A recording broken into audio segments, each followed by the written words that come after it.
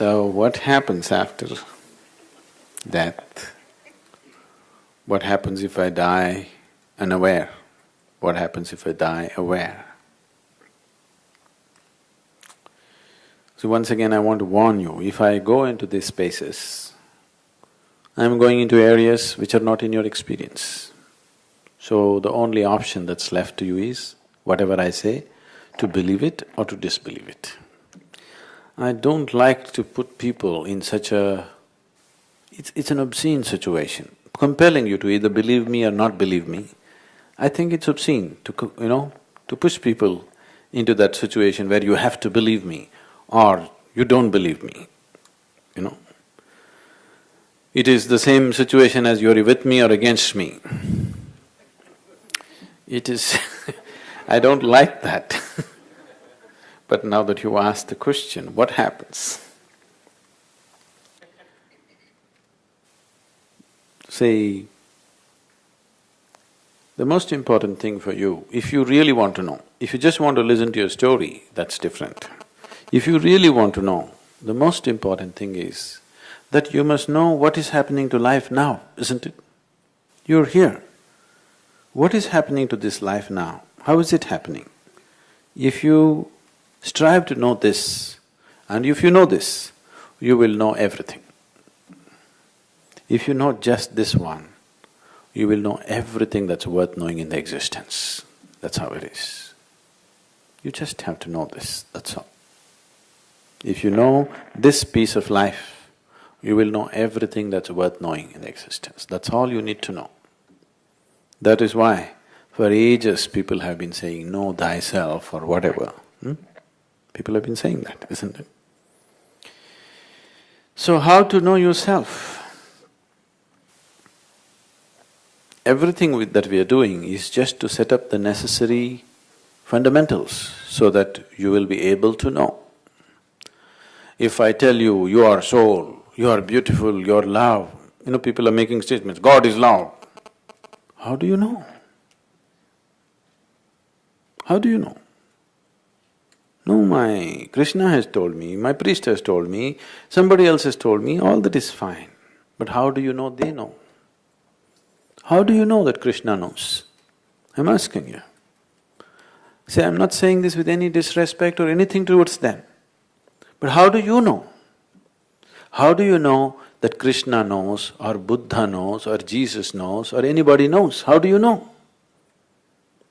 What parameters do you have to check them out and say, okay, this guy knows? How do you know? The life they lead. Huh? The life they lead. What kind of life did they live? Well, the examples that what they demonstrated in their life and the examples that they set for people. See, Krishna is 3,500 years ago. Gautama the Buddha is 2,500 years ago. Jesus is 2,000 years ago. That's a lot of time. People, whether a Jesus or a Buddha or Krishna, these people lived wonderful lives, there's no question about it.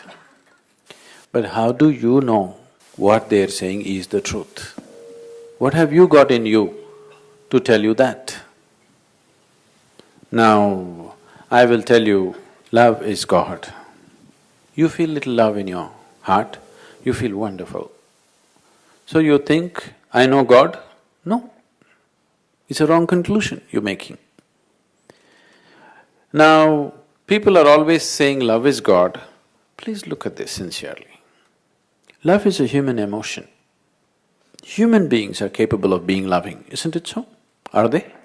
Are you capable of love? Yes. Why? People who have no love in their heart, they are the people who exported love to heaven. Why are you saying love is God? It's very much a human possibility, isn't it so? Yes or no? Human beings can love immensely, isn't it? If they are willing, if they are not prejudiced, a human being is capable of tremendous amount of love. Why should it come from heaven? It doesn't come from heaven even now. If you have a dog at home, A dog is extremely loving, isn't it? Yes? Licks you up head to toe, isn't it so, out of his love? Doesn't he? Dog is love, no question about it. God is love, I don't know. I'm not saying he's not, but you don't know, isn't it so? See, this is not in any kind of disrespect or any kind of desecration of what is there, but this is if you want to grow, you must start where you are. Otherwise, we'll believe so many things. But if you meet somebody who believes something totally different, these two wonderful beliefs will clash. Isn't this happening? Two great religions are all the time clashing and killing. Don't think these people are killing some extremists and this and that. They are the real religious people. Because they believe. You should have seen this, I don't know if any of you saw that. Before United States attacked Afghanistan, all these Taliban leaders, you've seen them how they are? They got nice big turbans like this, long beards and nice guys. Really, there's something very… they're terrible innocents, I'm telling you. They firmly… Just before that, the Buddha statues were blasted, that was the time. So because the attack was imminent, they called for a press conference. About 8 of them, the press conference, all international press asking them all kinds of questions. What are you doing? You blew up this, this Buddha statue, you're treating your woman like this, you're torturing these people, that, this.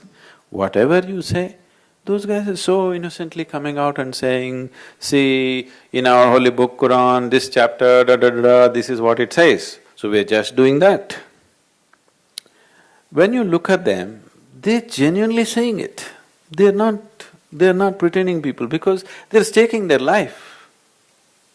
See, these people are not just making up things because they 100% believe it.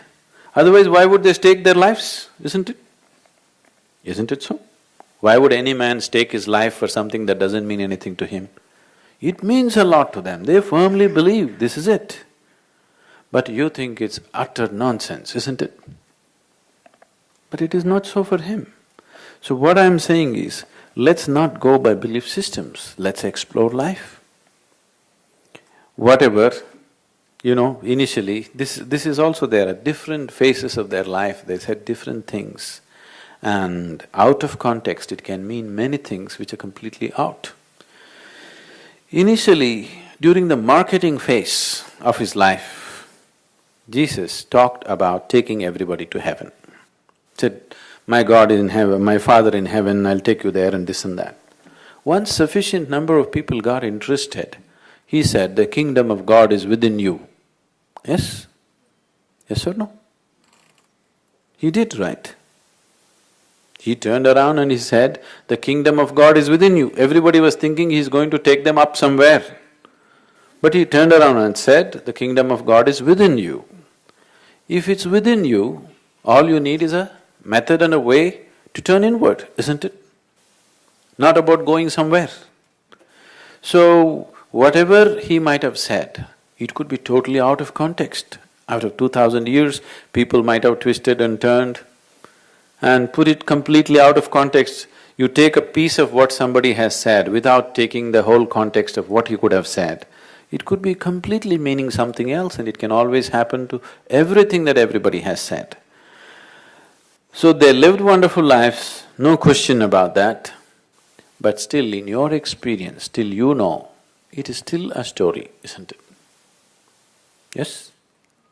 A beautiful story, an inspiring story, but still a story. Stories can entertain you, stories can inspire you, stories cannot deliver you. Only if you turn inward, if you find your kingdom of God, only then it delivers you, not otherwise. For more on Sadhguru, visit www.ishafoundation.org.